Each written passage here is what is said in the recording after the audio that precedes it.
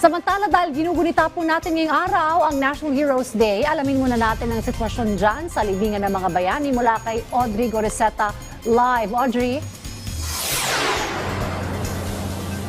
Rise and Shine Dayan, Rise and Shine Pilipinas, ngayong araw ng mga bayani 2025. Dala ng tema na isang diwa, isang lahi, isang bayanihan. Muling ipinapaalala ang diwa ng pagkakaisa at sakripisyo ng ating mga bayani, kilalaman o unsung heroes na nagpakita ng tapang at malasakit sa ating bayan.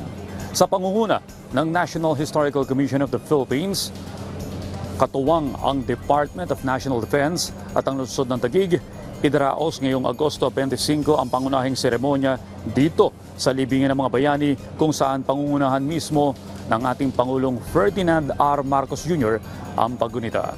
Isa sa mga tampok na kaganapan ngayong taon ay ang pag-unveil ng bagong Unsung Heroes Monument. Isang makabuluhang pagpupugay sa mga ordinaryong Pilipinong nagbuwis ng panahon, lakas at buhay kahit hindi nasusulat ang kanilang mga pangalan sa mga pahina ng kasaysayan.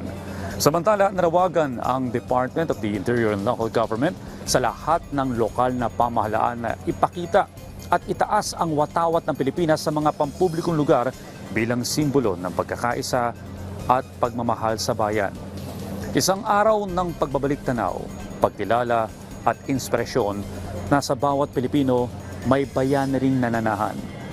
Narito po tayo ngayon sa libingan ng mga bayani sa Taguig City upang saksihan ng maikling programa bilang pagbibigay pugay sa mga veteranong nakipaglaban noong World War II. 83 years makalipas po yung Philippine-Japanese War, nananatilang sariwa ang alaala ng mga Pilipinong nagbuwis ng buhay. Sa ngayon po, maganda at maliwalas ang panahon, bagamat may konting pag-ampon kaninang madaling araw, naging maluwag po ang daloy ng trapiko patungo dito mula sa lungsod ng Quezon. Handa na rin po ang mga pulis, ang mga kawani rin ng AFP para sa paggunita ng araw na ito. Inaasahang dadalo sa pagtitipong ngayong araw ang ilang mga World War II veterans. Of course, NHCP Chairman Regalado Jose Jr., Taguig Mayor Lani Cayetano at si Pangulong Ferdinand R. Marcos Jr. At yan po muna ang ating pinakaling update. Balik muna dyan sa studio, Dayan. Maraming salamat, Audrey Goreseta.